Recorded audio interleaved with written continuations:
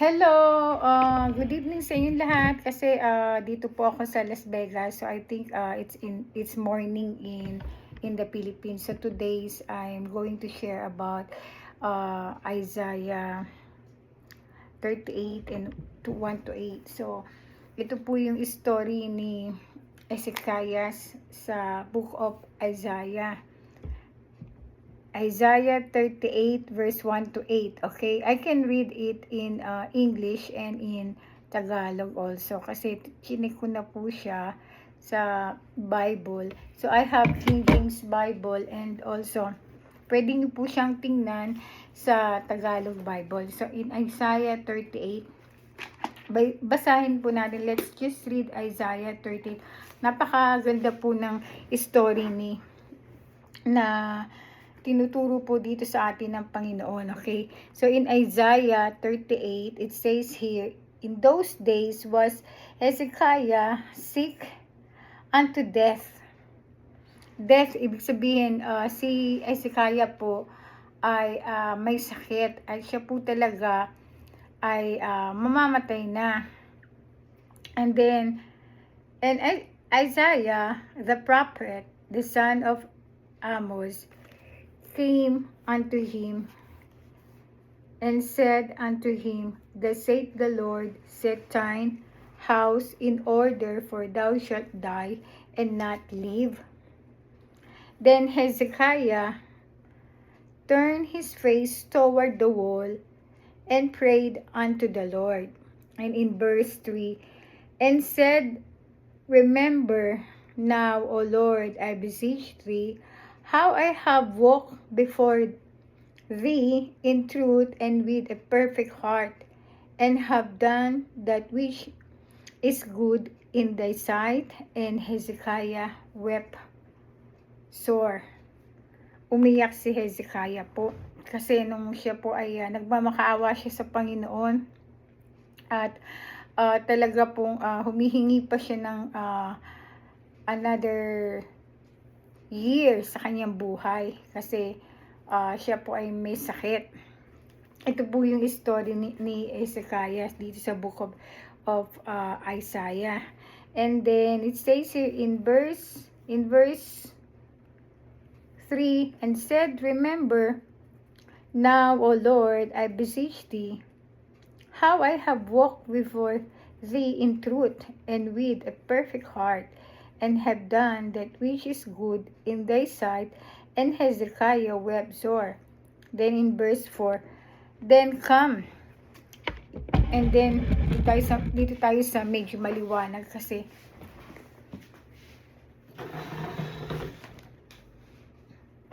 so ito yung sinishare ko sa inyo kasi dati gusto ko sanang i-share kasi to dahil may mga tao kasi na hindi po nagbabasa talaga ng Bible.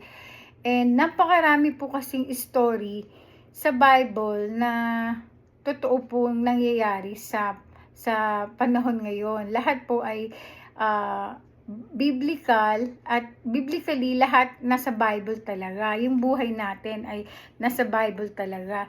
Kaya ito pong book ng Ezekiah o story ni Hezekiah po, makikita po natin dito yung gaano kalakas yung pananampalataya niya sa Panginoon. Ang story po na ito ay makakatulong para sa atin, lalo na po dun sa mga may mga sakit, lalo na po dun sa mga nawawalan ng pag-asa. Kasi kapag tayo po ay lumapit sa Panginoon at tayo nanalangin at tayo po ay talaga pong may Kristo sa puso natin, tumanggap tayo kay Jesus Christ, siya po ang ating Panginoon, tayo magkakaroon ng tunay na kaligtasan. Okay, so I'm gonna read first. Okay, I'm gonna read it again kasi po medyo mahaba po itong kwento na to sa Tagalog kasi it's too long, so that's why I read it in English. And in King James po medyo malalalim po talaga yung mga words sa King James, pero I think some of the viewers can read it to my post kasi I post it talaga. I post it to my Facebook para mabasa. Kasi yung iba naman hindi naman talaga binabasa dahil mas gusto po nilang malaman yung mga chismis sa mga artista, 'di ba? Karaniwan pagdating sa mga patungkol na sa Diyos, wala na silang hindi sila interesado. Pero kung sasaliksikin niyo po talaga ang salita ng Panginoon, napakarami po kayong matututunan. Kagaya ko, uumpisa po uli ako na maging malapit sa Panginoon. Nag-uumpisa uli ako na maging connected sa Lord, kasi po napakadami pong mga pangyayari sa buhay ng isang tao. Minsan napapalayo tayo, minsan hindi tayo nakakadalo sa gawain, ang dami nating excuse. Kaya maganda na rin po na tayo ay lumalapit lagi sa Panginoon, kahit tayo ay walang mga nararamdaman sa katawan, or kahit po tayo ay nasa times na tayo saganang-sagana, kailangan lumapit pa rin tayo sa Panginoon. Kailangan manalangin pa rin po tayo, kasi yung iba po, some people, they just pray, they just become active sa church or nagiging malapit sa Panginoon kapag may mga problema, di ba? Okay, basahin ko na lang din ito sa English or sa Tagalog. Pwede rin pong i-read ko na lang siya ng Tagalog, kasi mas masarap po kasi mag-Tagalog, at saka mas mananamnam mo yung kwento dahil ang ganda-ganda po ng kwento nito.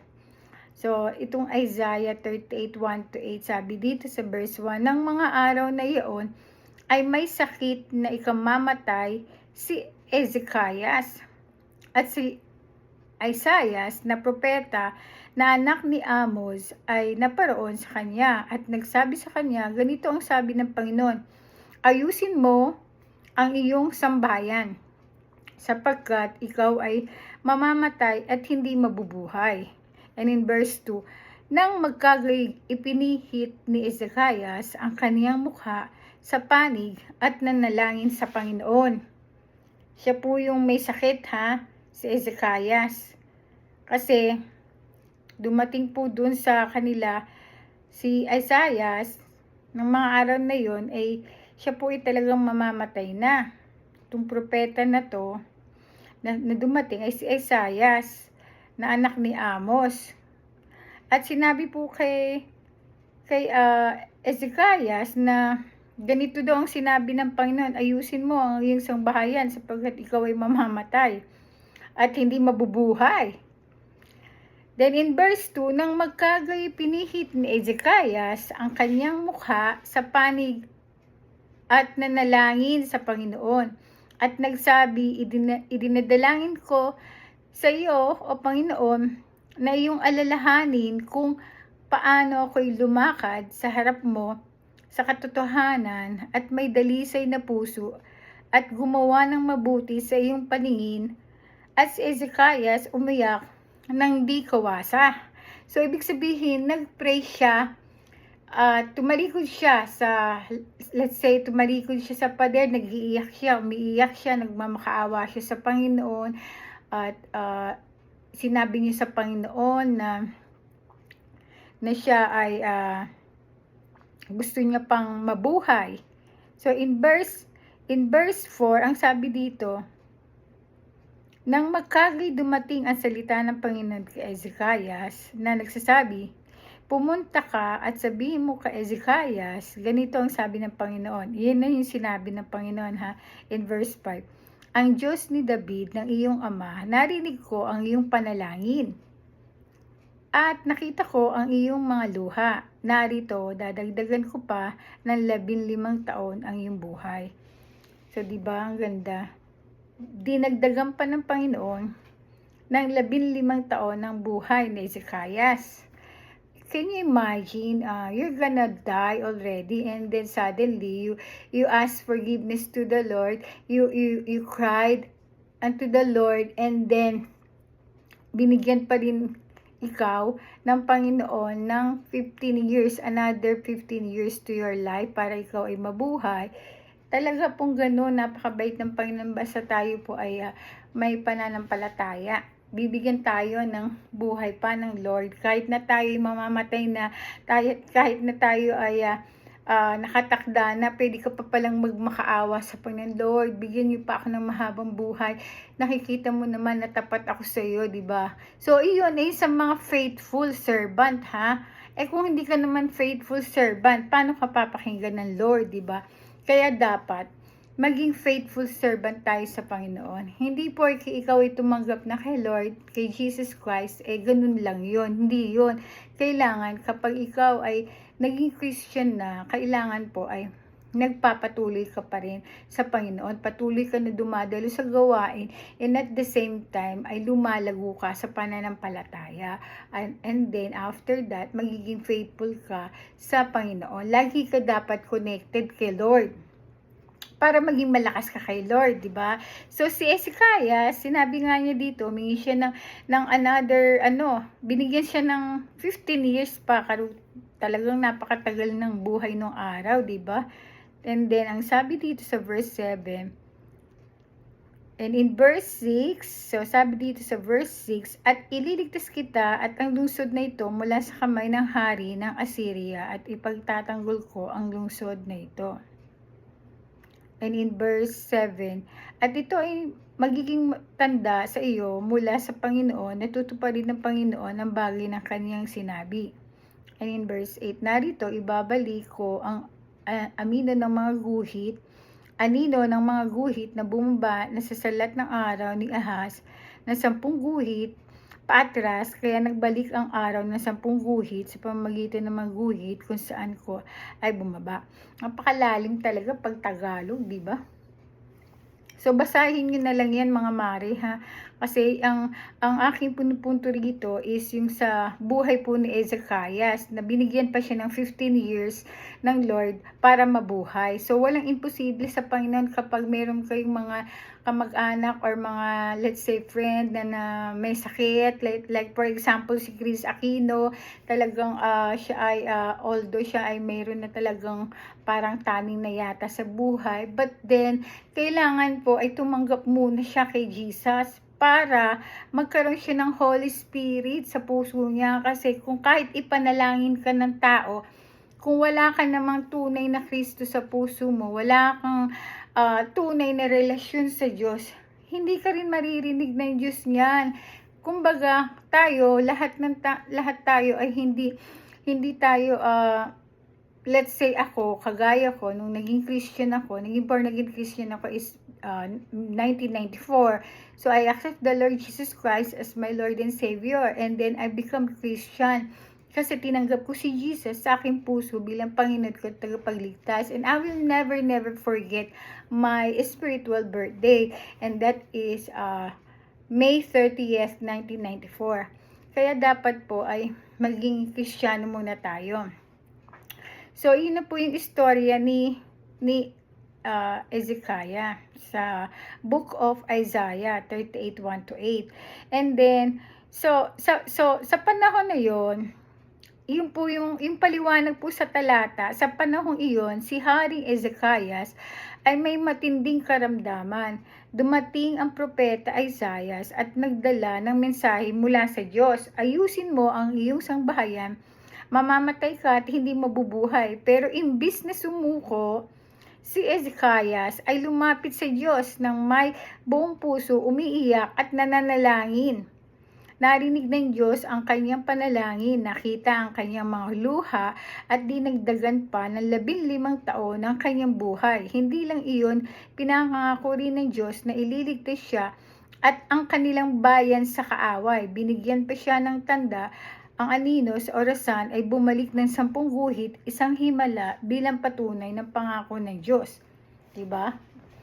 Ito yung pinaka-meditation dito. Ang kwento ni Hezekiah ay nagpapakilala na hindi pa huli ang lahat ng hanggat may buhay at may Diyos na nakikinig. Minsan, maaaring makarinig tayo ng masamang balita mula sa doktor, sa trabaho, sa pamilya, at parang katapusan na ng lahat, pero gaya ni Hezekiah, pwede tayong tumalikod sa pader. isang larawan ng paglayo mula sa lahat ng tao at pagharap lang sa Diyos at magsabi ng totoo sa Kanya. Panginoon, naalala mo ba kung paano kita sinunod at pinagsikapan kong gawin ang tama? Ang Diyos ay hindi manhid, nakikita niya ang ating luha, naririnig niya ang ating buntong hininga, at kaya niyang baguhin ang sitwasyon kahit imposible sa mata ng tao. So, ang aral po na pwede nating dalhin, yun ay una, manalangin ng buong puso. Hindi basta-basta lang ipakita ang totoo mong damdamin sa Diyos. May kapangyarihan ng luha. So, kailangan iiyak natin talaga sa Panginoon. Hindi ito kahinaan. Minsan, ito ay wika ng puso na mas malakas pa sa salita. Kaya dapat pala talaga humagulgul tayo sa Panginoon. Huwag na natin sabihin ang problema natin sa mga tao. Sa Panginoon na lang natin iiyak lahat talaga. And then, sabi dito, may kapangyarihan ng luha, hindi ito kahinaan. Minsan, ito ay wika ng puso na mas malakas pa sa salita. Ang Diyos ay gumagawa ng himala. Pwede niyang baguhin ang panahon, kalagayan, at kahit ang direksyon ng buhay mo. May dagdag na buhay at layunin. Yan yung tinuturo ng talata. Kung binibigyan ka pa niya ng panahon, gamitin mo iyon para maglingkod at magpasalamat. Kaya dapat pag binigyan pa tayo ng another year ng Panginoon, tayo ay maglingkod na sa Lord kasi utang na natin yung buhay natin sa Panginoon. They gave us another life kasi kagaya ko, siguro 4 times na akong muntik mamatay. Kung ipapagpatotoo ko sa inyo, hindi matatapos ang ating live na to or itong ating video na to. Talagang napakahaba ng aking patotoo kasi mahal ako ng Diyos. Mahal kayo ng Diyos. Ayaw niya na tayo mapahamak kagaya to ni Isaias. Binigyan pa rin siya ng 15 years para mabuhay. May dagdag na buhay at layunin. Kung binibigyan ka pa niya ng panahon, gamitin mo yon para maglingkod at magpasalamat. Ang tanda ng Diyos ay laging malinaw. Kapag nangako siya, may patunay na hindi mo malilimutan. Diba? Ang sarap talaga ng kwento yung tungkol sa mga story ng yung sa Bible . So, yung personal na tanong para sa iyong buhay o para sa aking buhay. Kapag nakaharap ka sa malaking problema, sino ang una mong nilalapitan? Tao o Diyos? Yan. Ano ang gagawin mo kung bibigyan ka pa ng Diyos na dagdag ng panahon sa buhay, di ba? Tanong yan dito. So, pwede niyong ilagay sa comment yan kasi naipost ko na po yan sa aking Facebook, sa aking profile kasi gusto kong i-share para at least kung meron mang mag-scroll dyan, mabasa, di ba? So, nag-video pa ako para at least marinig din ninyo sa akin, di ba? Alam niyo, hindi po biro ang mag-share ng Word of God. Hindi po talaga biro kasi marami pong pagsubok ang dumadating kapag minsan sinishare mo yung salita ng Panginoon. Bigla-bigla na lang may mangyayari, di ba? So, by God's grace naman, Lord, tulungan mo ako sa mga problema ko. Basta ako, pinagkakatiwala ko na lahat sa Lord, pati yung buhay ko. So, meron ditong panalangin, pwede tayong manalangin. Kasi dito po ay ipinost ko na po sa Facebook. Sana po ay basahin niyo, talaga pong i-meditate natin para lalo tayong maging malapit sa Panginoon. Okay, let's pray. Panginoon na makapangyarihan sa lahat, salamat po sa buhay at bawat araw na binibigay ninyo sa atin o sa amin. Panginoon, nakikita ninyo po ang aming puso, alam ninyo ang aming mga luha at naririnig ninyo ang bawat panalangin tulad ng Haring Esaias. Lumalapit po kami sa inyo na may buong tiwala kung may sakit man o pagsubok na aming kinakaharap. Maniniwala ako kaya ninyong baguhin ang aming sitwasyon at bigyan kami ng bagong pag-asa. Panginoon, dagdagan ninyo ang aming buhay, hindi lang sa haba ng taon, kundi sa lalim ng layunin. Gamitin ninyo kami para sa kaluwalhatian ninyo at upang makatulong sa iba. Salamat po sa inyong pangako at inyong kabutihan sa inyong mga himala sa pangalan ni Jesus. Amen. Thank you so much sa inyo. God bless you. Bye-bye. See you on my next vlog.